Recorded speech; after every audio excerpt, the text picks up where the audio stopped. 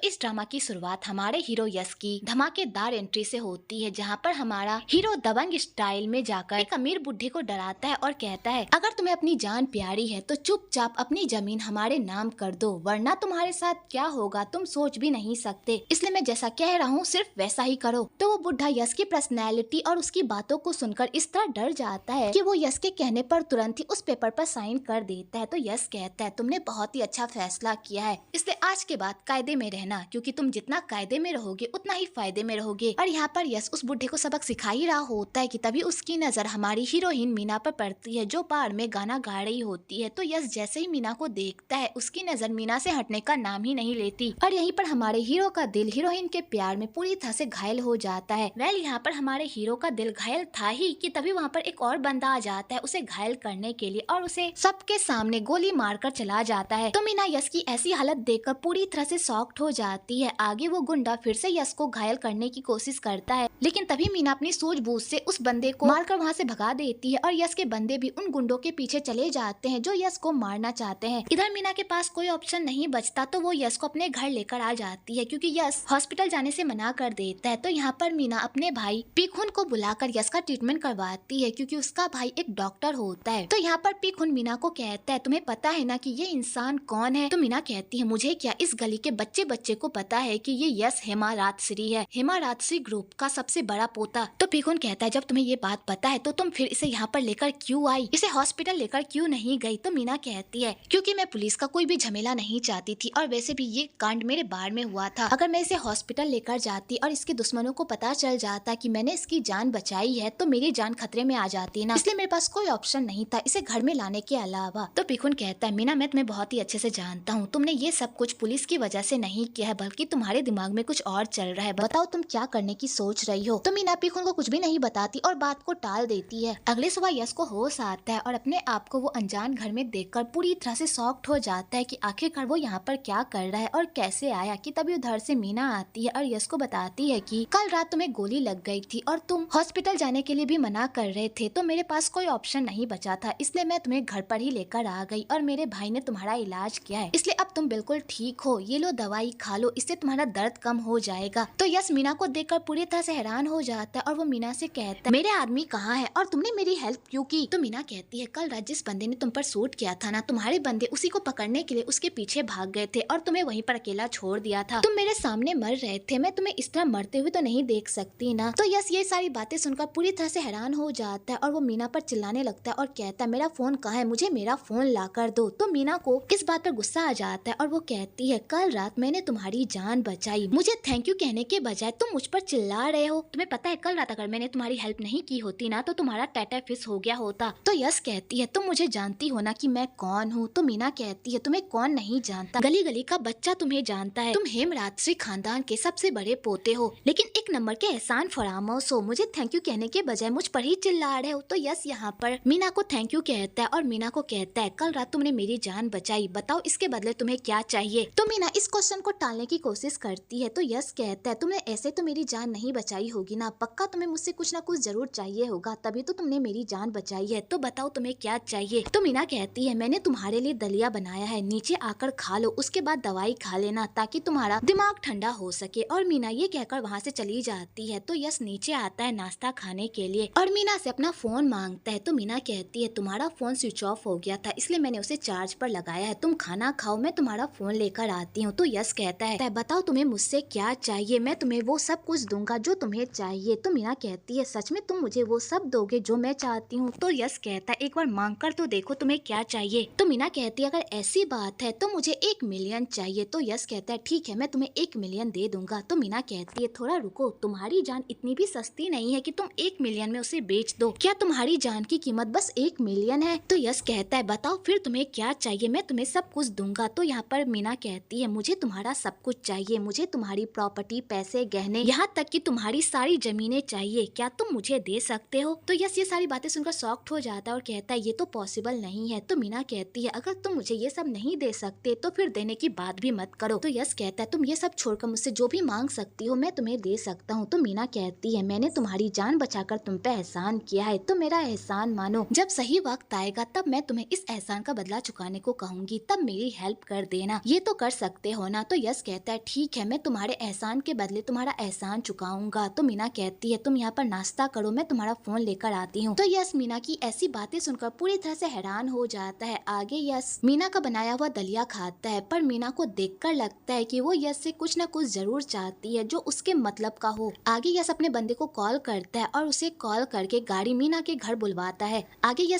यश अपने घर जा रहा होता है तो मीना उसका रास्ता रोकती है और कहती है तुम्हें अपना वादा याद है ना, मैंने तुम पर एक एहसान किया है और तुम्हें अपना ये एहसान चुकाना होगा। तो यहाँ पर यश कहता है मैं अपने वादे का बहुत ही पक्का हूँ, मैंने तुम्हें एक बार जबान दे दी है तो मैं अपने जबान से नहीं मुकरूंगा। तो मीना ये बात सुनकर खुश हो जाती है और यश ये कहकर वहाँ से चला जाता है। आगे यश वहाँ से जैसे ही निकलता है कि तभी उधर से मीना की आंटी आती है और मीना की आंटी यश को देख लेती है। तो वो मीना से पूछती है कि आखिरकार ये सब क्या चल रहा है, यश यहाँ पर क्या कर रहा था। तो यहाँ पर मीना अपनी आंटी को पूरी बात बता देती है। तो यहाँ पर उसकी आंटी मीना को कहती है आखिरकार तुम यश को हमारे घर लेकर क्यों आई, जबकि तुम उस परिवार से इतनी नफरत करती हो थी। आखिरकार तुम्हारा ये सब करने का क्या मकसद है। कि तभी उधर से फिकुन भी आ जाता है और वो भी मीना से यही सवाल पूछता है। तो मीना कहती है आप लोग बेकार में ही मेरी फिक्र कर रहे हैं, मैं ऐसा वैसा कुछ भी नहीं कर रही। कल वो मेरे सामने घायल पड़ा हुआ था, मैंने बस उसकी हेल्प की, इसके अलावा मेरा कोई और मकसद नहीं है। तो आंटी कहती है तुम्हें पता है ना कि वो परिवार कितना खतरनाक है, अगर तुम उन लोगों के साथ कुछ भी करने की सोच रही हो तो प्लीज उसे यहीं पर रोक दो, तुम्हें उस परिवार के करीब बिल्कुल भी नहीं जाना चाहिए, मैं तुम्हें इस तरह खतरे में नहीं देख सकती। तो यहाँ पर मीना अपनी आंटी को कहती है आंटी प्लीज मुझ पर भरोसा रखिए, मैं ऐसा कोई भी काम नहीं करूंगी जिससे मुझ पर खतरा आए। दूसरी तरफ हेमा राजश्री खानदान में एच ग्रुप का अगला चेयरमैन कौन बनेगा उसकी मीटिंग हो रही होती है और यहाँ पर हेमा राजश्री खानदान के सारे बच्चे एक दूसरे को नीचा दिखाने में और एक दूसरे को बीट करके एच ग्रुप का चेयरमैन बनने की कोशिश करते हैं और यहाँ पर सारे लोग चेयरमैन की कुर्सी के लिए लड़ाई कर रहे होते हैं। एक्चुअली दादाजी के 3 बेटे होते हैं। पहला बेटा परम जो कि 1 नंबर का नशेड़ी और लड़की बाज होता है, जिसे कंपनी के कामों से ज्यादा लड़कियों के साथ रोमांस करना और उसकी मर्जी के खिलाफ उसके साथ सोना और अपने बाप के पैसे को उड़ाने के अलावा कुछ भी नहीं आता। और परम का बेटा ही यश होता है, पर इन दोनों बाप बेटे में बिल्कुल भी नहीं बनती क्योंकि परम ने यश और उसकी माँ के साथ बहुत ही गलत किया होता है और यश की माँ अब इस दुनिया में नहीं रहती। तो परम अपनी एक मिस्ट्रेस नीता के साथ उसी घर में रहता है, पर वो नीता को अच्छे से ट्रीट नहीं करता बल्कि हमेशा उसके साथ जबरदस्ती करता है और उसके साथ हमेशा बदसलूकी ही करता है और बेचारी नीता चुपचाप उसके सारे जुल्मों को सहती है क्योंकि उसके पास इस घर के अलावा कोई और ठिकाना नहीं होता। दादाजी के दूसरे बेटे की डेथ हो गई होती है, पर उनके दूसरे बेटे का एक बेटा होता है जिसका नाम प्रेम होता है और प्रेम की मॉम अपने बेटे को नाजों से पालती है और उनका एक ही सपना रहता है कि वो अपने बेटे को एच ग्रुप का चेयरमैन बनाए, इसलिए वो पूरी कोशिश करती है कि एच ग्रुप का अगला चेयरमैन कोई और नहीं बल्कि उनका बेटा प्रेम ही बने, जिसके लिए वो हमेशा पब्लिसिटी करती रहती है और सबको ऐसा दिखाती है कि उनका बेटा चेयरमैन बनने के काबिल है। आगे दादाजी का तीसरा बेटा और उसकी बहू एक डॉक्टर होते हैं और वो दोनों हॉस्पिटल में काम करते हैं। प्रमोद को बिजनेस में ज्यादा इंटरेस्ट नहीं होता क्योंकि उसे पता होता है कि उसके पापा कभी भी उसे अपना अगला चेयरमैन नहीं चुनेंगे, क्योंकि उसके पापा को लगता है कि उसमें चेयरमैन बनने की कोई भी क्वालिटी नहीं है। आगे सारे लोग मीटिंग में बैठे हुए होते हैं और सब दादाजी से पूछ रहे होते हैं कि एच ग्रुप का अगला चेयरमैन कौन होगा। तो यहाँ पर दादाजी ये बात बताने ही वाले होते हैं कि एच ग्रुप का अगला चेयरमैन कौन होगा, उससे पहले दादाजी अपने बड़े बेटे परम से पूछते हैं कि तुम्हारा बेटा यश कहाँ पर है, वो मीटिंग में क्यों नहीं आया। तो परम को खुद ही नहीं पता होता कि उसका बेटा कहाँ पर है कि तभी उधर से यश का राइट हैंड बंदा थॉर्ना आता है और दादाजी को बताता है कि कल रात यश पर किसी ने हमला कर दिया था जिस वजह से उन्हें गोली लग गई है और अभी तक उनका कोई अता पता नहीं है कि वो कहाँ गए हैं। जब दादाजी ये बात सुनते हैं कि यश को गोली लग गई है, ये बात जानकर दादाजी पूरी तरह से पैनिक करने लगते हैं और सबको कहते हैं कि हम ये चेयरमैन की मीटिंग बाद में करेंगे। लेकिन दादाजी की बहू इस बात पर अड़ जाती है और कहती है जब हम लोग यहाँ पर आ ही गए हैं तो आप बता ही दीजिए ना एच ग्रुप का अगला चेयरमैन कौन होगा। और यहाँ पर वो दादाजी से जिद करने लगती है तो दादाजी इस बात पर अपनी बहू को डांटते हैं और कहते हैं यहाँ पर यश को गोली लगी हुई है, उसका कोई अता पता नहीं है और तुम्हें यहाँ पर चेयरमैन की पड़ी हुई है। ये मीटिंग यहीं पर खत्म होती है, तुम लोग घर जा सकते हो। और दादाजी ये कहकर सबको वहाँ से भगा देते हैं। तो प्रमोद अपनी वाइफ के साथ वहाँ से चला जाता है। तो पैट यहाँ पर प्रमोद से पूछती है क्या तुम सच में इस कंपनी के चेयरमैन नहीं बनना चाहते। तो प्रमोद उसे बताता है कि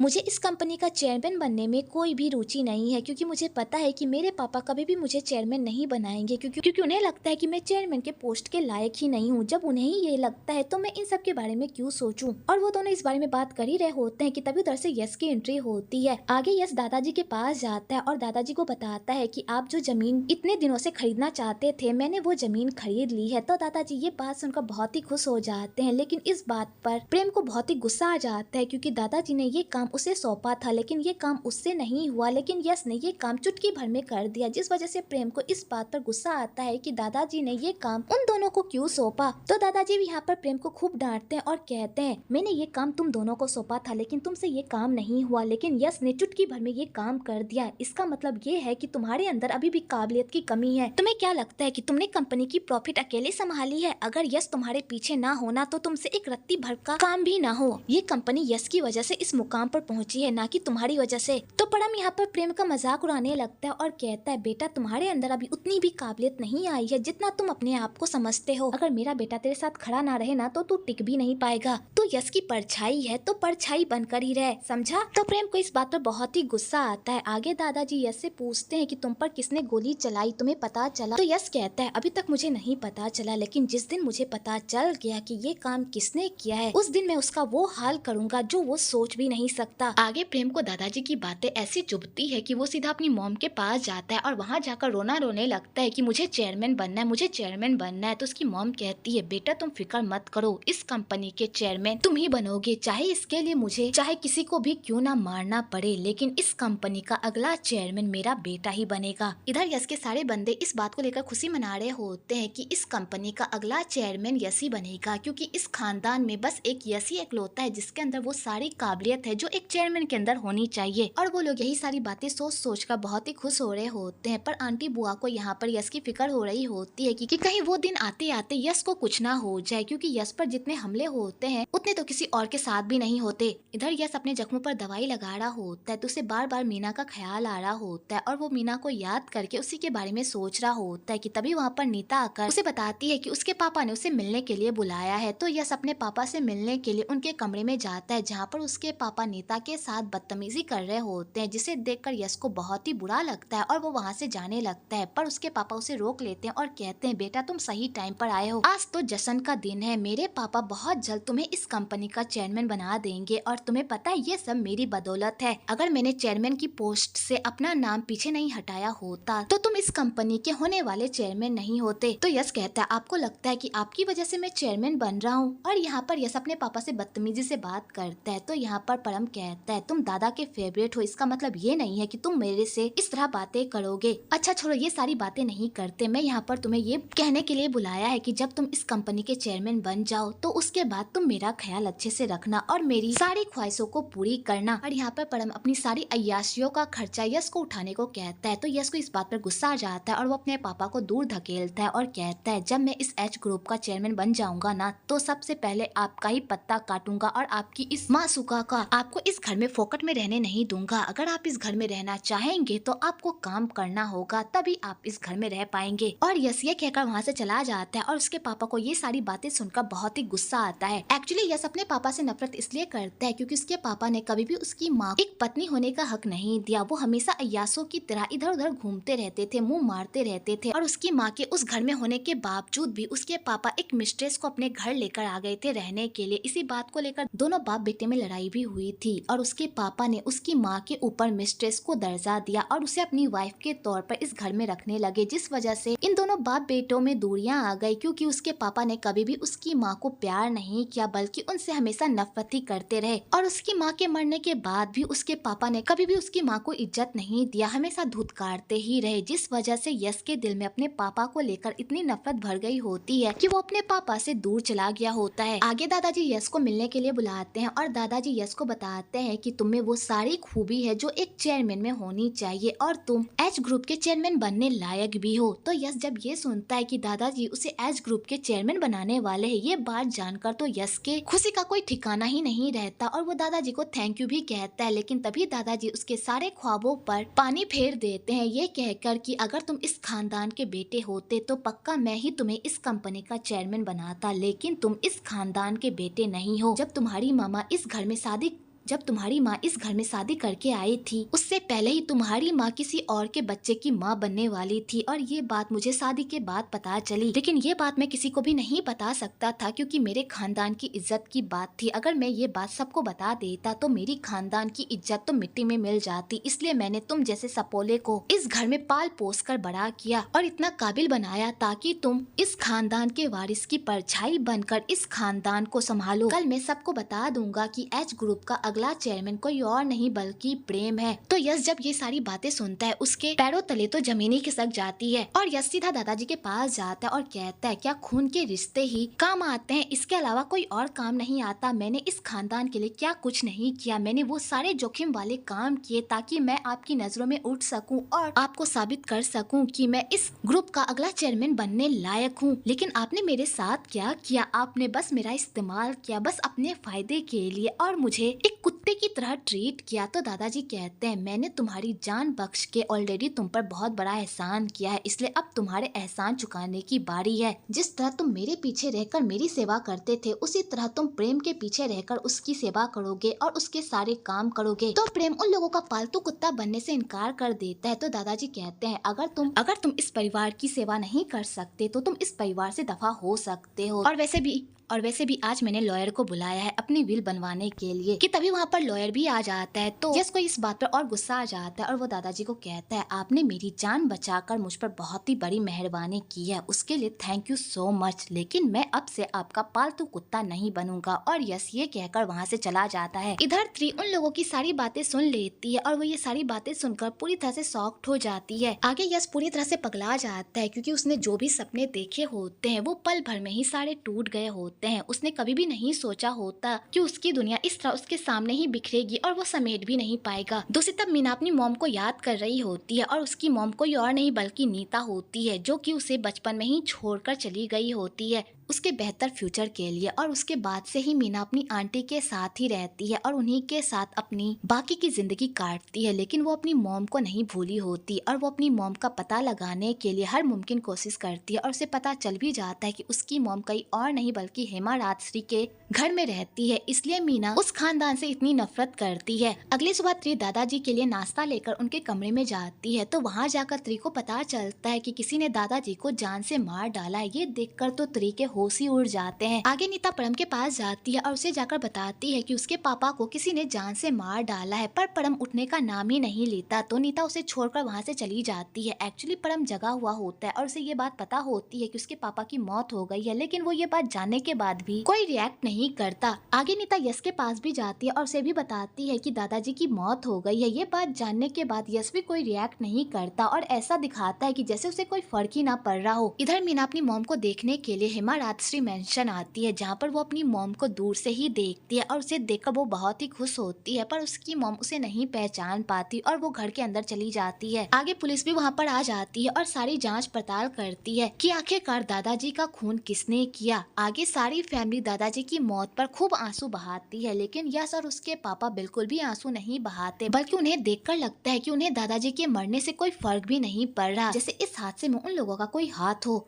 आगे पुलिस वाला दादाजी की मौत की पूछताछ पूरे घर वालों से करता है और सबसे यही बात पूछता है कि उनका रिश्ता दादाजी के साथ कैसा था। तो वहाँ पर एक भी बंदा नहीं होता जिसके साथ दादाजी का रिश्ता ठीक होता है। सारे बंदों को दादाजी से कोई ना कोई बात को लेकर इशू होता ही है और जिस वजह से उन लोगों के बीच का रिश्ता कुछ खास ठीक नहीं होता, बल्कि उन लोगों में तो हमेशा झगड़े होते ही रहते थे, कभी पावर को लेकर और कभी बात ना मानने को लेकर, क्योंकि दादाजी वही करते थे जो उन्हें ठीक लगता था और वो उन लोगों को अपने अंडर दबा कर रखते थे। यहाँ सब अपने दिल में कोई ना कोई राज छुपा कर रखते हैं और पुलिस वालों को पूरी बात नहीं बताते, बल्कि यहाँ पर तो नुआन और उसका बेटा प्रेम दोनों ही दादाजी की मौत का इल्जाम यश पर थोपने की कोशिश करते हैं और पुलिस वालों को ये बताने की कोशिश करते हैं कि दादाजी के मरने में सबसे ज्यादा फायदा यश को है। तो पुलिस वाला ये सारी बातें सुनकर पूरी तरह से शॉक्ड हो जाता है और वो प्रेम से पूछता है कि दादाजी की सबसे ज्यादा किससे बनती थी और उनका फेवरेट कौन था। तो प्रेम यहाँ पर पुलिस वाले को बताता बताता है कि यश की दादाजी से ज्यादा बनती थी और उसकी सौतेली बहन त्री की, वो दोनों ही दादाजी के सबसे ज्यादा करीब थे। तो पुलिस वाला यहाँ पर त्री से भी पूछताछ करता है और उससे पूछता है कि क्या दादाजी की उस दिन किसी से लड़ाई हुई थी और उस दिन दादाजी आखिरी बार किससे मिले थे। तो त्री यहाँ पर पुलिस वाले को बताती है कि उस दिन दादाजी और यश की थोड़ी बहस हो गई थी, पर मुझे नहीं पता कि वो बहस किस बात को लेकर थी। वेल यहाँ पर त्री को पूरी बात पता होती है कि वो बहस किस बात को लेकर थी, पर ये बात त्री पुलिस वाले को नहीं बताती क्योंकि त्री यश से बहुत ही प्यार करती है।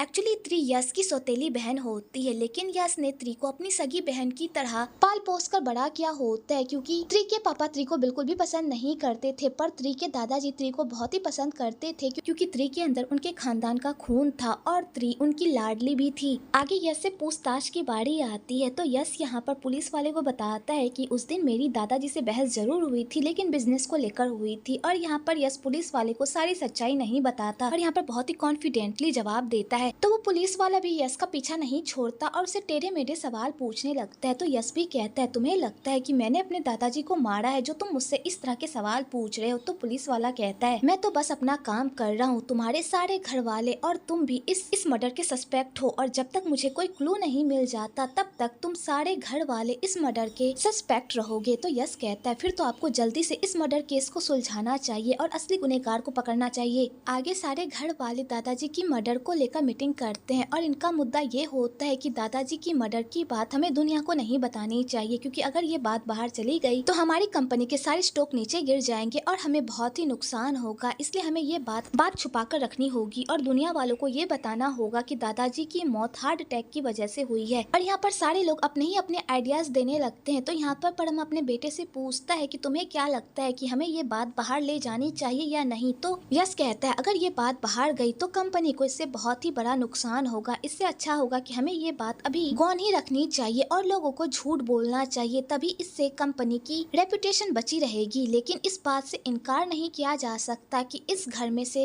ही किसी ने दादाजी की जान ली है और ये पूरा घर मर्डर केस का सस्पेक्ट है। अगर ये बात बाहर गई तो सब कुछ चौपट हो जाएगा। तो सारे लोगों को यही ठीक लगता है और वो लोग चेयरमैन की मौत को हार्ट अटैक का नाम देकर मर्डर वाली बात को छिपा देते हैं। आगे त्री अपने भाई से पूछती है कि क्या ये सब करना ठीक होगा, दादाजी की मौत की न्यूज सबसे छुपाना। तो यश कहता है बिजनेस को बचाने के लिए हमें ये करना होगा और अगर हमने ऐसा नहीं किया तो सारा बिजनेस चौपट हो जाएगा। लेकिन तुम फिक्र मत करो, जो इन सब का जिम्मेदार है उसे सजा जरूर मिलेगी। आगे यश थॉर्न को कहता है क्या तुम्हें उस लॉयर का पता चला जो दादाजी से आखिरी बार मिला था। तो थॉर्न कहता है मैंने उस लॉयर के बारे में पता लगाने की बहुत कोशिश की लेकिन उसका कोई भी अता पता नहीं चल रहा। तो यश कहता है हमें किसी तरह उस लॉयर का पता लगाना होगा क्योंकि वही हमारी आखिरी चाबी है। और यश ये कहकर बाहर जाता है तो वहाँ पर कुछ गुंडे मीना के बदतमीजी कर रहे होते हैं कि तभी वहाँ पर यश हीरो बनकर मीना को बचाता है और उन गुंडों को मीना की तरफ से सबक सिखाता है और उन्हें मार मार कर उनका कचूमर बना देता है और उसके बाद मीना को उसके घर छोड़ने के लिए जाता है। तो यहाँ पर मीना यश को थैंक यू कहती है उसकी इज्जत बचाने के लिए। तो यश कहता है ठीक है कि तभी वहाँ पर जोर से बारिश होने लगती है। तो मीना यश का हाथ पकड़कर उसे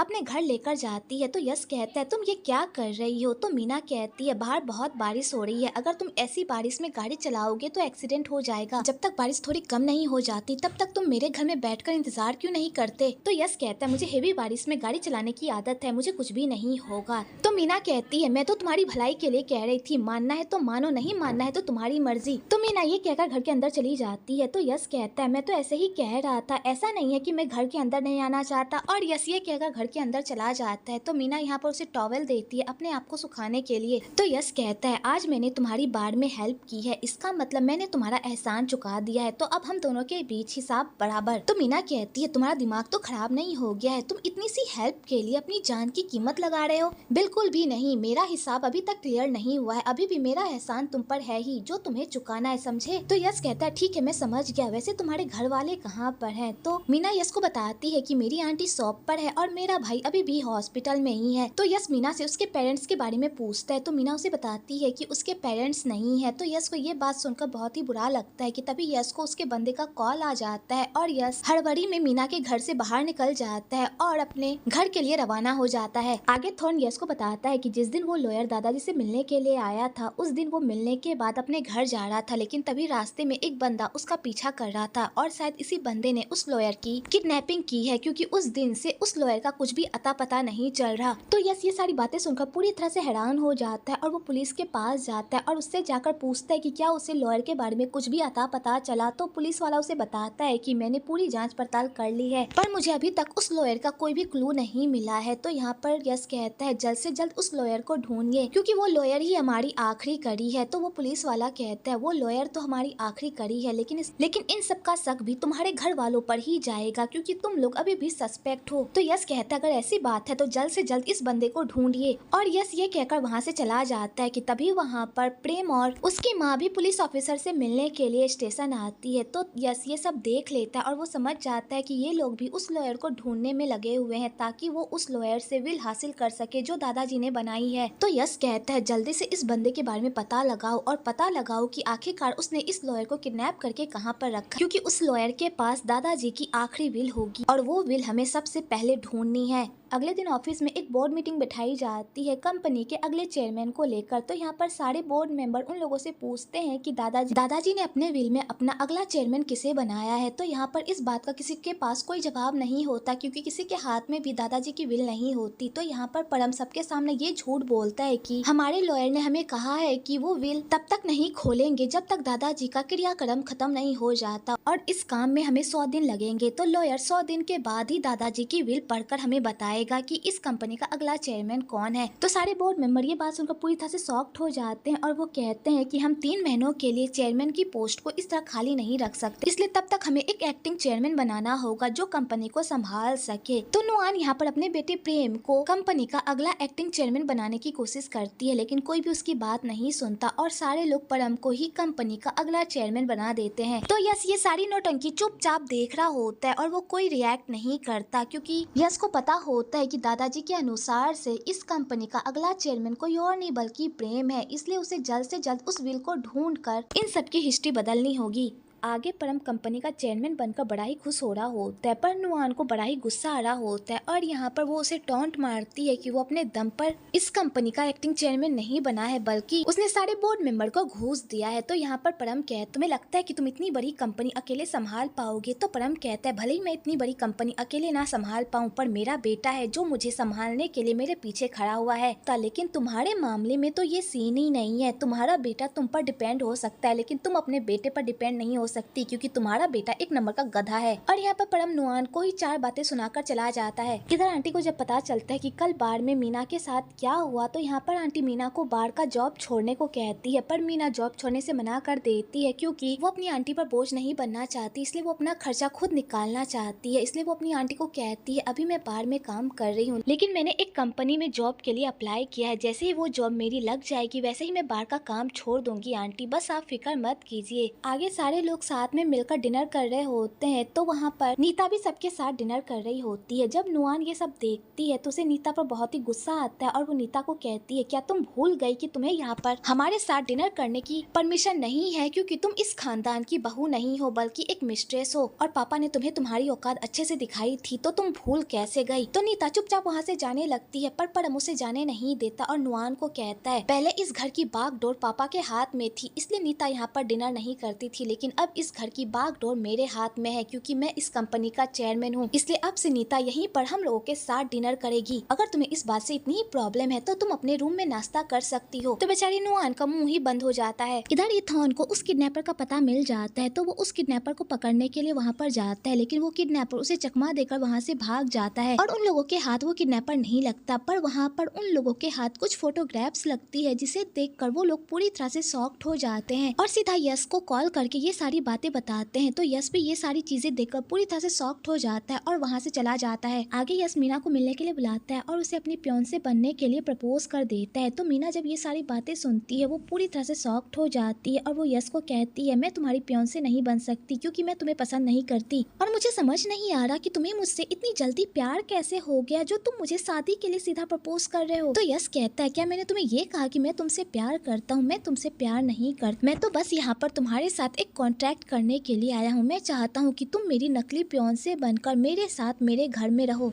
और इस काम की मैं तुम्हें मुंह मांगी कीमत दूंगा। तो मीना को इस बात पर गुस्सा आ जाता है और वो यश को कहती है, तुम्हारे पास पैसे हैं, इसका मतलब ये नहीं है कि तुम मुझे इस तरह नीचा दिखाओगे। तो यश कहता है, मैं तुम्हें नीचा नहीं दिखा रहा, बस मैं तुम्हें एक ऑफर दे रहा हूँ और इस ऑफर से तो तुम्हारा भी फायदा है, एक बार इसके बारे में सोच कर तो देखो। तो मीना कहती है, आखिरकार तुम मुझे अपनी नकली फियांसे बनने के लिए क्यों कह रहे हो? तो यश कहता है, क्योंकि मेरी फैमिली जबरदस्ती मेरी शादी करवा रही है जो मैं नहीं करना चाहता, इसलिए मैं चाहता हूँ कि तुम मेरी नकली फियांसे बनने की एक्टिंग करो। पर मीना उसके ऑफर को ठुकरा देती है। तो यश कहता है, जल्दबाजी मत करो, इस बारे में पहले सोचो, उसके बाद इसका आंसर देना। और यश ये कहकर वहाँ से चला जाता है। आगे दादाजी का अंतिम संस्कार मनाया जाता है तो यहाँ पर सारे लोग आकर दादाजी को श्रद्धांजलि देते हैं। तो यहाँ पर नीता नौकरों की तरह काम करती है और सारे लोग उसे नौकरों की तरह ही ट्रीट करते हैं। तो मीना ये सब देख लेती है तो उसे अपनी मॉम के लिए बहुत ही बुरा लगता है। आगे नीता कचरा फेंकने के लिए बाहर आती है कि तभी वहाँ पर मीना आ जाती है और अपनी मॉम को देखकर बहुत ही खुश होती है और अपनी मॉम को बताती है कि मॉम, मैं आपकी बेटी हूँ। तो नीता जैसे ये बात सुनती है वो बहुत ही इमोशनल हो जाती है, पर यहाँ पर वो अपनी फीलिंग्स छुपाती है और यहाँ पर मीना के सामने ऐसा प्रिटेंड करती है जैसे वो उसे नहीं जानती और वो उसकी माँ नहीं हो। तो मीना अपनी मॉम के ऐसे बिहेवियर को देखकर पूरी तरह से शॉक्ड हो जाती है और अपनी मॉम को कहती है, मॉम, आप अपनी बेटी को पहचानने से इनकार कर रही हैं, आप क्यों झूठ बोल रही हैं? आपको पता है ना कि मैं आपकी बेटी हूँ, मैं आपको लेने के लिए आई हूँ। मॉम, मैं चाहती हूँ कि अब से आप मेरे साथ रहे। पर नीता यहाँ पर उसके साथ जाने से मना कर देती है, उल्टा यहाँ पर वो मीना के साथ स्ट्रेंजर वाला बिहेव करती है। तो मीना अपनी मॉम की ऐसी बातें सुनकर पूरी तरह से शॉक्ड हो जाती है कि तभी उधर से परम आ जाता है और वो नीता पर खूब गुस्सा करता है और कहता है, जब मैं तुम्हें एक बार आवाज दूं तो एक बार मेरी आवाज सुनकर मेरे पास आ जाया करो, इस तरह मुझे परेशान मत किया करो। तुम्हें भी पता है जब मैं परेशान होता हूँ तो मैं क्या करता हूँ। और यहाँ पर परम नीता को डांट फटकार कर घर के अंदर लेकर चला जाता है। तो मीना अपनी मॉम की ऐसी हालत देखकर फूट फूट कर रोती है। इधर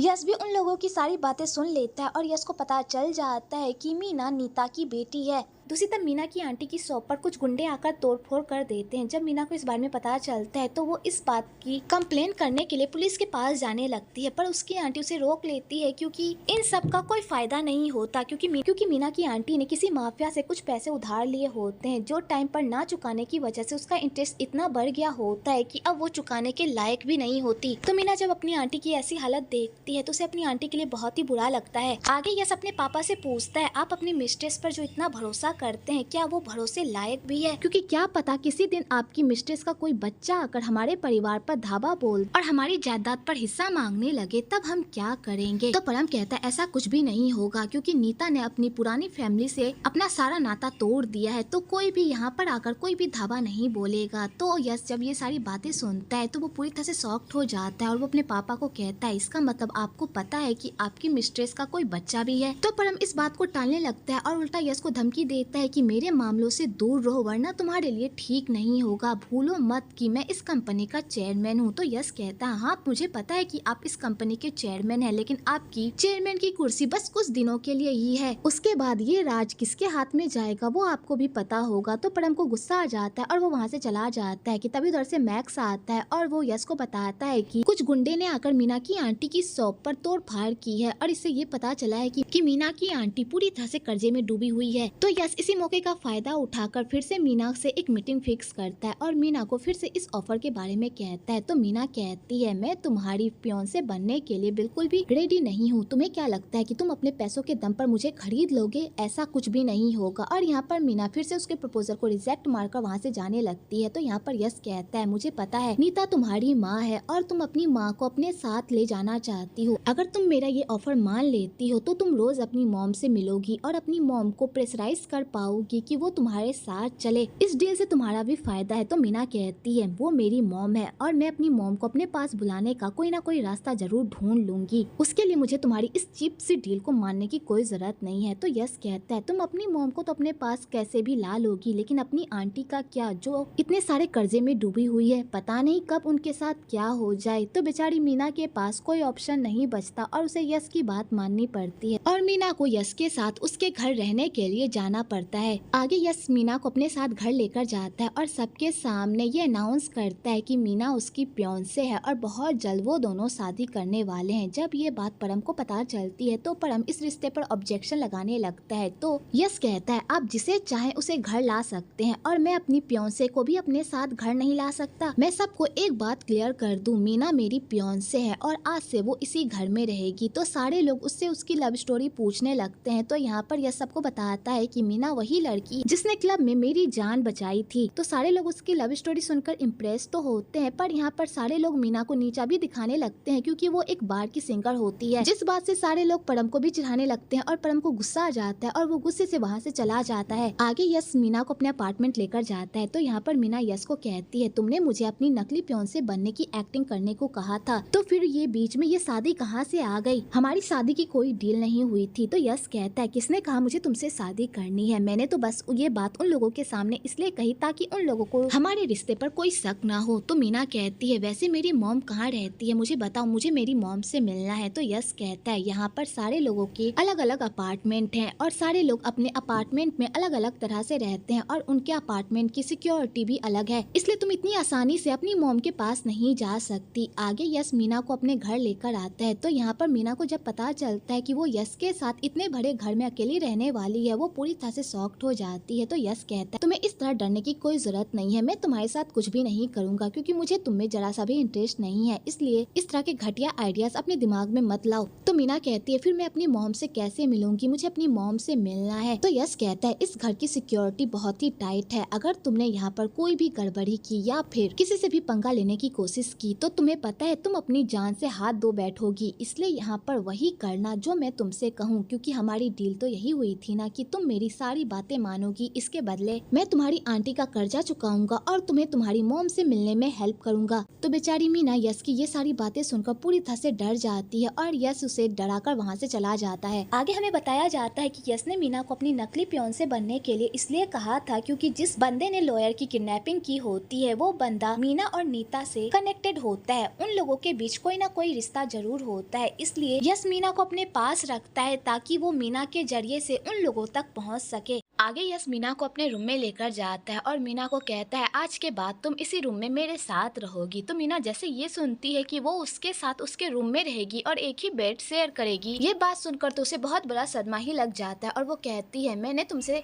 नकली सगाई जरूर की है पर मैं इस तरह के काम बिल्कुल भी नहीं करूंगी, मैं तुम्हारे साथ बिल्कुल भी नहीं सोऊंगी। तो यस कहता है तुम्हें क्या लगता है कि मैं तुम्हारे साथ सोने के लिए मरा जा रहा हूँ? बिल्कुल भी नहीं, तुम मेरी फियांसे हो, अगर तुम मेरे साथ मेरे रूम में नहीं रहोगी तो सारे लोगों को शक हो जाएगा और हमारा प्लान यहीं पर बर्बाद हो जाएगा, इसलिए तुम्हें मेरे साथ ही रहना होगा, इसलिए निश्चिंत हो जाओ, मैं तुम्हें जरा सा भी टच नहीं करूंगा क्योंकि तुम मेरे टाइप की नहीं हो। तो मीना को ये बात सुनकर बहुत ही गुस्सा आता है। आगे यस मीना को उसका अलमीरा दिखाता है जिसमें बहुत सारे महंगे महंगे कपड़े और पर्स होते हैं। तो मीना जब वो सारी चीजें देखती है तो वो पूरी तरह से शॉक्ड हो जाती है और वो यस से पूछती है कि क्या ये सब कुछ मेरे लिए है? तो यस कहता है हाँ ये सब कुछ तुम्हारे लिए है क्योंकि तुम मेरी फियांसे हो और तुम्हें मेरे स्टैंडर्ड के हिसाब से ही यहाँ पर रहना होगा क्योंकि मैं नहीं चाहता कि कोई मेरी फियांसे को उसके कपड़े से जज करे और वैसे भी तुम यस की फियांसे हो तो तुम्हें यस के स्टाइल में ही रहना होगा। और ये लो कार की चाबी, तुम्हें कार तो चलानी आती ही होगी। तो मीना कहती है हाँ मुझे कार चलानी आती है लेकिन मैं इतनी महंगी कार नहीं ले सकती। तो यस कहता है मैं तुम्हें ये कार दे नहीं रहा बल्कि कुछ दिनों के लिए उधार दे रहा हूँ, जब तक तुम मेरी फियांसे हो तब तक तुम इस कार को यूज करोगी ताकि किसी को भी ना लगे कि मेरी फियांसे के पास एक अच्छी सी कार भी नहीं है। हमारा कॉन्ट्रैक्ट 6 महीनों का है तो तुम्हें 6 महीनों तक मेरी अच्छी फियांसे बनने की एक्टिंग करनी होगी और सबके सामने ऐसा दिखाना होगा कि जैसे हम दोनों के बीच बहुत प्यार है।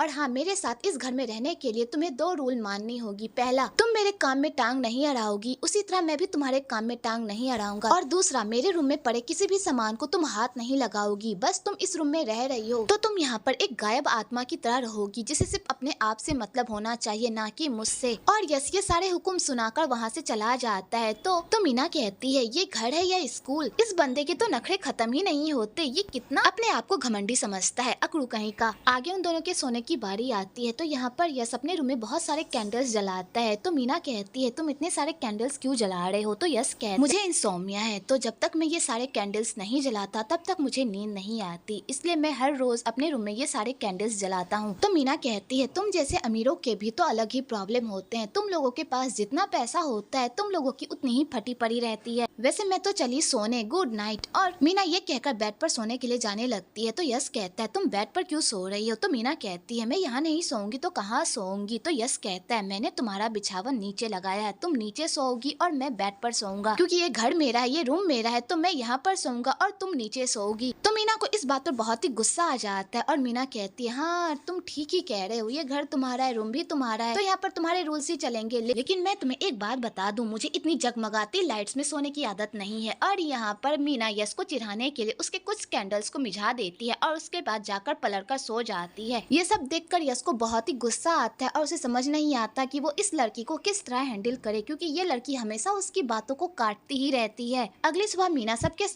मीना सबके साथ नाश्ता करने के लिए नीचे आती है। तो यहाँ पर हमको बिल्कुल भी अच्छा नहीं लगता कि मीना उन लोगों के साथ नाश्ता कर रही है कि तभी उधर से प्रेम और उसकी माँ भी आ जाते हैं। और यहाँ पर परम और प्रेम की माँ में जमकर लड़ाई होती है, क्योंकि इस फैमिली में बिना लड़ाई किए किसी का भी खाना नहीं पचता, इसलिए यहाँ पर सब एक दूसरे को नीचा दिखाने में और एक दूसरे के कामों पर सवाल उठाते हैं कि ये लोग किसी काम के ही नहीं है, जिस वजह से यहाँ पर सब में घमासान बहस हो जाती है और सब एक दूसरे को नीचा दिखाने में बिजी हो जाते हैं। तो परम को गुस्सा आ जाता है और वो कहता है हम लोग यहाँ पर नाश्ता करने के लिए इकट्ठा हुए हैं, ना कि लड़ाई करने के लिए। अगर तुम लोगों का इसी तरह का रवैया रहेगा तो आज के बाद हम लोगों को एक टेबल पर बैठकर खाने की कोई जरूरत नहीं है। ये रूल पापा ने बनाई थी ना कि सारी फैमिली एक साथ खाना खाएगी, लेकिन अब इसकी कोई जरूरत नहीं है, क्योंकि अब पापा इस दुनिया में नहीं रहे और अब मैं इस कंपनी का चेयरमैन हूँ और इस घर का हेड भी। तो मैं तुम लोगों को हुक्म देता हूँ कि तुम लोग अपना नाश्ता अपने रूम में ही करो, यहाँ पर आकर किच-किच करने की कोई जरूरत नहीं है। तो सारे लोग बिना खाए ही वहाँ से चले जाते हैं। तो बेचारी मीना ये सब देखकर पूरी तरह से शॉक्ड हो जाती है, क्योंकि वो नाश्ता करने के लिए ही नीचे आई थी पर उसे नाश्ता ही नसीब नहीं होता। आगे मीना किचन जाती है और वहाँ की मेड से नीता के बारे में पूछती है कि वो हम लोगों के साथ डिनर करने नीचे क्यों नहीं आती। तो वहाँ की मेड उसे बताती है कि नीता यहाँ पर कभी भी डिनर करने के लिए नहीं आती, क्योंकि उसका यहाँ पर आना बैंड है, इसलिए वो अपने ही अपार्टमेंट में रहती है। और यहाँ पर मीना को मेड से ये भी पता चलता है कि परम नीता को लेकर कुछ ज्यादा ही पॉजिटिव है, इसलिए वो किसी को भी नीता के करीब आने नहीं देता। ना ही बेचारी के पास कोई फोन है और ना ही बेचारी कभी भी बाहर जाती है, वो हमेशा अपार्टमेंट में ही रहती है अकेली। तो मीना जब अपनी मॉम की ये सारी स्टोरी सुनती है तो उसे बहुत ही बुरा लगता है कि उसकी मॉम एक कैदी की तरह यहाँ पर अपनी लाइफ गुजार रही है, जिसे बाहर आना जाना मना है और किसी से बात करना भी मना है।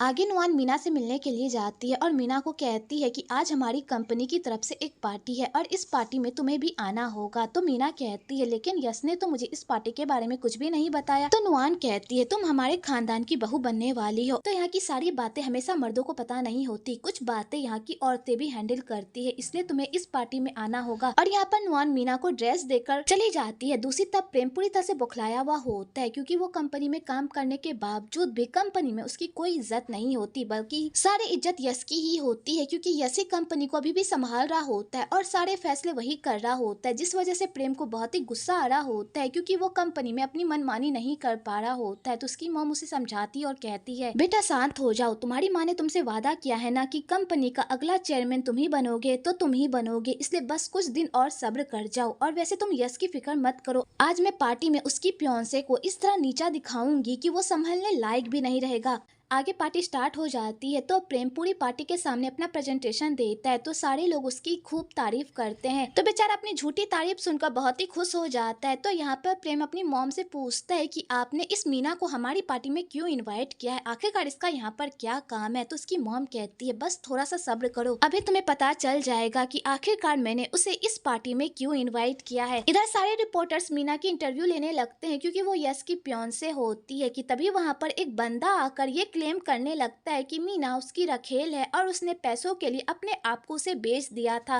और यहाँ पर वो बुढ़ा मीना पर बहुत ही घटिया घटिया इल्जाम लगाने लगता है, जिसे सुनकर तो मीना के होश ही उड़ जाते हैं। और यहाँ पर सारे मीडिया वाले भी उसके कैरेक्टर पर सवाल उठाने लगते हैं। तो वो बुढ़ा कहता है, ये लड़की एक नंबर की चालबाज है, इसने बस पैसों के लिए मेरा इस्तेमाल किया और मेरे सारे पैसे लूट कर भाग गई और अब ये इन लोगों के पीछे पड़ गई है इन्हें बर्बाद करने के लिए। और यहाँ पर बुढ़ा मीना की खूब इंसल्ट करता है। तो नुआन भी पीछे नहीं हटती और यहाँ पर वो आग में घी डालने का काम करती है, क्योंकि ये सारा कारनामा उसी का किया धरा होता है। तो वो बुढ़ा इतना एग्रेसिव हो जाता है कि वो मीना पर हाथ उठा देता है, लेकिन तभी वहाँ पर हमारे हीरो की एंट्री हो जाती है और वो उस बुढ़े को सबक सिखाता है और कहता है, मेरे फियांसे से दूर रहो। और यहाँ पर यस्मीना के लिए स्टैंड लेता है और सबको बताता है कि ये बुढ़ा जैसा कह रहा है, मेरी फियांसे उस टाइप की लड़की नहीं है, मेरी फियांसे पूरी तरह से प्योर है, उसका किसी भी बुढ़े के साथ कोई भी अफेयर नहीं है और ना ही किसी और मर्द के साथ। और ये बुढ़ा जो कह रहा है वो सब झूठ है, क्योंकि ये बुढ़ा एक नंबर का गिरा हुआ इंसान है जो बस मेरी फियांसे को बदनाम करने की कोशिश कर रहा है। और यहाँ पर यस उस बुढ़े की पोल खोल देता है और उसे सबके सामने नीचा गिरा देता है और उसके बाद सारी मीडिया के सामने ये अनाउंस करता है कि वो बहुत जल्द मीना से शादी करने वाला है, क्योंकि वो दोनों एक दूसरे से बहुत प्यार करते हैं। इधर नुआन जब ये सारी बातें सुनती है उसे तो बहुत बड़ा सदमा ही लग जाता है, क्योंकि यहाँ पर उसका प्लान पूरी तरह से फ्लॉप हो गया होता है। आगे ये न्यूज आग की तरह फैल जाती है और उसकी आंटी और उसका कजन भी ये सारी न्यूज सुन लेता है, जिसे सुनकर तो उन्हें बहुत बड़ा सदमा ही लग जाता है। और खासकर पी-खून को, क्योंकि पी-खून मीना से बहुत ही प्यार करता है। पर ये बात मीना को नहीं पता होती। मीना तो बस पी-खून को अपना एक भाई समझती है, पर पी-खून उसे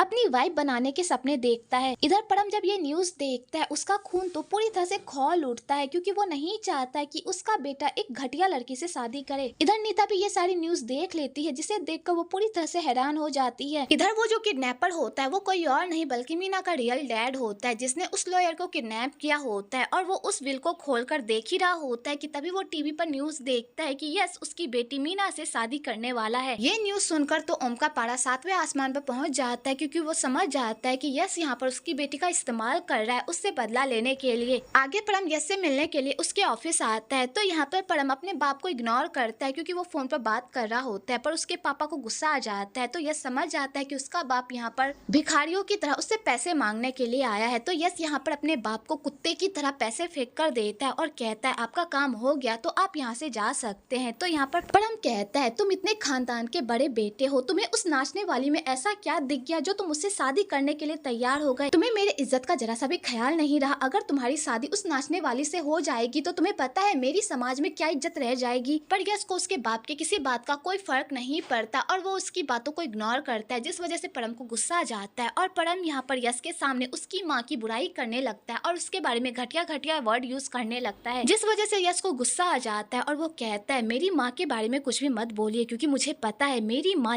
आपसे लाख गुना अच्छी थी, वो आपकी तरह गिरी हुई इंसान नहीं थी। अगर आप अपनी भलाई चाहते हैं तो मुझसे और मेरी माँ से दूर रहिए, वरना मैं आपके साथ क्या कर बैठूंगा आप सोच भी नहीं सकते। और यस यहाँ पर अपने बाप को डरा धमकाकर वहाँ से भगा देता है। आगे परम अपने पास्ट के बारे में सोचता है, जब उसके पापा हमेशा उसे इग्नोर करा करते थे और हमेशा उसे दूसरों से कम ही समझा करते थे, जिस वजह से वो हमेशा उसे मारते थे और नीचा दिखाने की कोशिश करते थे। तो परम इसका सारा गुस्सा अपनी वाइफ और अपने बच्चों पर ही निकालता था, क्योंकि उसे लगता था कि ये सब उसकी वाइफ की वजह से ही हो रहा है। और यहाँ पर परम अपनी वाइफ और अपने बच्चों को खूब कूटता था। तो परम हमेशा अपनी मॉम के लिए स्टैंड लेता था, क्योंकि उसके पापा हमेशा उसकी मॉम को मारा करते थे और अपने बच्चों को भी, क्योंकि परम ने कभी भी अपने बच्चों से प्यार किया ही नहीं होता, ना ही उनके सर पर प्यार से हाथ फेरा होता है, जिस वजह से उसके बच्चे उससे दूर चले गए होते हैं। और इसी वजह से परम को उसके किए की सजा मिल रही होती है। उसका खुद का बेटा उसे समझ नहीं रहा होता, उल्टा उससे बदतमीजी से बात करता है। इधर मीना अपनी मॉम से मिलने के लिए उनके फ्लोर पर जाती है। तो यहाँ की मेड उसे कहती है कि वो अंदर ना जाए, वरना बाद में मुसीबत खड़ी हो सकती। पर मीना किसी की भी बात नहीं सुनती और अपनी मॉम से मिलने के लिए उनके अपार्टमेंट में चली जाती है कि तभी वहाँ पर उसकी मुलाकात त्री से हो जाती है, जो अपने पापा से मिलने के लिए वहाँ पर आई हुई होती है। तो यहाँ पर त्री को मीना का इस तरह आना बिल्कुल भी नहीं जमता और वो मीना से पूछती है, तुम यहाँ पर क्या कर रही हो? तो मीना यहाँ पर बहाना बनाने लगती है कि मैं तो यश के पापा से मिलने के लिए आई थी, ताकि मैं उनकी दिल में जगह बना सकूं। और यहाँ पर मीना अपने ही पैतरे आजमाने लगती है और झूठ बोलने लगती है। पर त्री को मीना की बातों पर यकीन नहीं होता कि तभी उधर से नीता आती है और त्री को कहती है, तुम्हारे पापा यहाँ पर नहीं है, जब वो आएंगे मैं उन्हें बता दूंगी कि तुम यहाँ पर मिलने के लिए आई थी, इसलिए अब तुम दोनों यहाँ से जाओ। तो त्री ये सुनकर वहाँ से चली जाती है। तो मीना इस मौके का फायदा उठाकर अपनी मॉम के क्लोज जाने की कोशिश करती है, पर उसकी मॉम उसकी जरा से भी बात नहीं सुनती होती और वो कहती है मुझे तुमसे कोई भी जान पहचान नहीं बनानी, इसलिए तुम भी यहाँ से जाओ, क्योंकि अगर परम ने तुम्हें यहाँ पर देख लिया तो उन्हें बिल्कुल भी अच्छा नहीं लगेगा। और यहाँ पर नीता अपनी बेटी को वहाँ से भगा देती है। तो मीना को अपनी मॉम का ऐसा बिहेवियर बिल्कुल भी अच्छा नहीं लगता। आगे त्रि और मीना की फिर से मुलाकात होती है। तो यहाँ पर त्रि मीना को कहती है मुझे पता है तुम यहाँ पर किसी और इरादे से आई थी, बताओ तुम्हारा इस घर में आने का कौन सा इरादा है, क्योंकि मुझे पता है तुम यहाँ पर किसी इरादे से ही आई हो। और यहाँ पर त्रि मीना के साथ बदतमीजी करने लगती है। तो मीना यहाँ पर त्रि को कहती है मेरा इस घर में आने का कोई इरादा नहीं है, मैं यहाँ पर उन लोगों के दिल में अपने लिए जगह बनाने के लिए आई थी, क्योंकि मैं यश की प्योन से हूँ और मैं चाहती हूँ कि हम दोनों की शादी सबकी रजामंदी से हो। पर त्रि उसकी एक बात भी नहीं सुनती और उसके साथ बदतमीजी करने लगती है कि तभी वहाँ पर यश आ जाता है और वो त्रि को कहती तुम ये सब क्या कर रही हो। तो त्रि कहती है मैं ऐसा कुछ भी नहीं कर रही, मैं बस पता लगाने की कोशिश कर रही हूँ। तो यश भी यहाँ पर मीना का ही साथ देता है और त्रि के सामने ऐसा प्रिटेंड करता है कि मीना यहाँ पर उसके पेरेंट्स से बात करने के लिए आई है ताकि वो उन दोनों का रिश्ता ठीक कर सके। और यश भी त्रि के सामने ऐसे ही नौटंकी कर मीना को वहाँ से लेकर चला जाता है। पर त्रि को उन लोगों की बातों पर बिल्कुल भी यकीन नहीं होता और उसे लगता है कि ये लोग कुछ ना कुछ जरूर छुपा रहे हैं। आगे यश को मीना पर बहुत ही गुस्सा आता है और वो अपना सारा गुस्सा मीना पर फोड़ता है और कहता है तुम्हारी हिम्मत कैसे हुई परम के फ्लोर पर जाने की, अगर वहाँ पर कुछ गड़बड़ हो जाती तो तुम्हें पता है मेरा पूरा प्लान फ्लॉप हो जाता, अगर तुम्हें ये सब कुछ नहीं हैंडल हो रहा तो तुम यहाँ से जा सकती हो। तो मीना कहती है मैं बस अपनी मॉम से मिलने के लिए गई थी और मैं इसी वजह से तो यहाँ पर आई हूँ। तो यश कहता है मैंने तुमसे वादा किया है ना कि मैं तुम्हें तुम्हारी मॉम से मिलवाऊंगा, तो फिर तुम्हें ये सब करने की क्या जरूरत थी। अगर तुम्हारा रवैया इसी तरह रहा और अगर तुम इसी तरह की गलती करती रही तो याद रखना मैं तुम्हें इस घर से बाहर निकाल दूंगा और उसके बाद तुम कभी भी अपनी मॉम को नहीं देख पाओगी। और यहाँ पर यश मीना पर चिल्लाकर वहाँ से निकल जाता है। आगे मीना गुस्से से जाकर सो जाती है। तो यहाँ पर यश को बहुत ही बुरा लग रहा होता है कि उसे मीना से इस तरह बात नहीं करनी चाहिए। तो वो यहाँ पर उसे रजाई उड़ाता है और उसके बाद जाकर सो जाता है। तो मीना भी ये सब देख लेती है और उसे लगता है कि यश अपने आप को जितना बुरा दिखाने की कोशिश करता है ये उतना भी बुरा नहीं है। अगले दिन प्रमोद अपने हॉस्पिटल के नए प्रोजेक्ट की मीटिंग कर रहा होता है और यहाँ पर वो सारे स्पॉन्सर को अपना प्रपोजल दिखा रहा होता है कि तभी वहाँ पर परम की एंट्री होती है और परम सारे मेंबर्स को बताता है कि उस जमीन पर हॉस्पिटल नहीं बल्कि वहाँ पर रिजॉर्ट बनेगा, क्योंकि उस जमीन पर रिजॉर्ट बनने पर ही हमें फायदा होगा। तो इस बात पर प्रमोद ऑब्जेक्शन लगाने लगता है और कहता है पापा ने वो जमीन मुझे दी है हॉस्पिटल बनाने के लिए, तो तुम उस जमीन को मुझसे कैसे छीन सकते हो। तो परम कहता है अब पापा इस दुनिया में नहीं है तो यहाँ पर अब वही होगा जो मैं चाहूंगा और उस जमीन पर हॉस्पिटल तो बिल्कुल भी नहीं बनेगा, क्योंकि हॉस्पिटल बनने के बाद वहाँ पर खर्चा नहीं बल्कि नुकसान होगा। और इसी बात को लेकर यहाँ पर बहस होने लगती है कि तभी वहाँ पर यश की एंट्री होती है और यश कहता है कि उस जमीन पर रिजॉर्ट ही बनेगा लेकिन वो सारा मामला मैं संभालूंगा, क्योंकि परम को इस समय कोई भी तजुर्बा नहीं है और मैंने बहुत सारे प्रोजेक्ट संभाले हैं तो ये प्रोजेक्ट भी मैं ही संभालूंगा। और यहाँ पर यश इस प्रोजेक्ट का कमांड भी अपने हाथ में ही ले लेता है, जिसे देखकर परम को बहुत ही गुस्सा आता है, क्योंकि परम भले ही चेयरमैन बन गया हो पर उसके पास कोई हक नहीं होता बिजनेस के फैसले करने का, जिस वजह से परम को अपने बेटे पर बहुत ही गुस्सा आता है। आगे इन दोनों भाइयों में जमकर लड़ाई होती है, क्योंकि एक भाई उस जमीन पर रिजॉर्ट बनाने की बात कर रहा होता है और दूसरा भाई उस जमीन पर हॉस्पिटल, जिस वजह से इन दोनों में जमकर लड़ाई होती है। और यश इन दोनों की लड़ाई को एंजॉय करता है, क्योंकि यहाँ पर ये दोनों लड़ रहे होते हैं और इससे उसी का फायदा हो रहा होता है। तो पैट उन दोनों की लड़ाई को शांत करती है और कहती है हम इस बारे में घर में जाकर बात करेंगे, अभी हम लोग काम पर फोकस करते हैं। तो प्रमोद गुस्से से रूम के अंदर चला जाता है। तो उसके बाद परम यश पर अपना सारा गुस्सा निकालता है और कहता है तुम्हारी हिम्मत कैसे हुई मेरी बातों को काटने की। तो यश कहता है भले ही आप इस कंपनी के चेयरमैन हो पर आपके पास कोई पावर नहीं है, इस कंपनी की सारी बागडोर मेरे हाथों में है और इस कंपनी में वही होगा जो मैं चाहूंगा, इसलिए मेरी कंपनी में अपनी नाक घुसेड़ना बंद कीजिए। और यश ये कहकर वहाँ से चला जाता है और परम का मुंह कुत्ते जैसा हो जाता है। दूसरी तरफ नुआन को भी उन दोनों भाइयों की लड़ाई के बारे में पता चलता है, तो वो अपने बेटे को कहती है उन दोनों भाइयों को एक दूसरे से लड़ और एक दूसरे के साथ लड़ कट कर मरने दो, इन सबसे हमारा ही फायदा है, वो दोनों जितना लड़ेंगे हमारे पास उतना ही टाइम होगा उस विल को ढूंढने का। तो प्रेम कहते हैं मॉम मैंने एक डिटेक्टिव हायर कर लिया है जो जल्द से जल्द हमें उस विल को ढूंढ कर हमारे पास लेकर आएगा, बस अब हमें उस विल का इंतजार है ताकि हम लोग इस कंपनी की सारी बागडोर अपने हाथ में ले सके। आगे यश मीना को अपने साथ कहीं जाने को कहता है, तो मीना कहती है मुझे तुम्हारे साथ कहीं नहीं जाना, मुझे घर में रहकर आराम करना है। तो यश कहता है तुम मेरी फियांसे हो, अगर तुम इसी तरह घर में पड़ी रही तो सारे लोगों को हमारे कपल होने पर शक हो जाएगा। तो मीना कहती है शक होता है तो होने दो, कौन सा हम लोग रियल कपल हैं। तो यश कहता है बहस करना बंद करो और चुपचाप मेरे साथ चलो। आगे यश मीना को बुटीक लेकर जाता है और वहाँ की मैनेजर को कहता है कि मैं अपनी फियांसे के लिए बहुत ही प्यारी वेडिंग ड्रेस खरीदना चाहता हूँ,